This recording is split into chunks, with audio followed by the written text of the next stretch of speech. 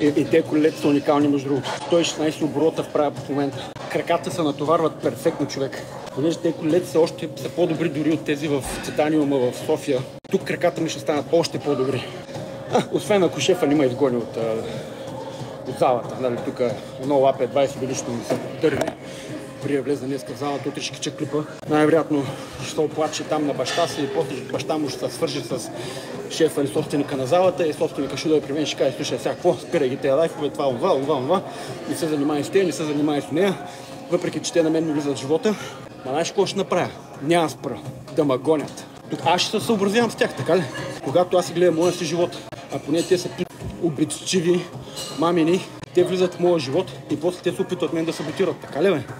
Не 18 годишни, 16 бе, не пълнолетни. Разбрахте ли? Тогава елате ми говорите за моралче. Докато аз ги плякам, вие ми говорите колко това не било морално. Докато аз ги плякам, вие ще гледате и ще ми говорите на ушенци колко било неморално бе. Неморално. И то не аз да ходя да ги търся, те сами да идват при мене. Знаеш как ще възаболи тогава? Нощ в сърцето. Ама не преносен смисъл, буквален смисъл. Те ще си ги забивате от депресии.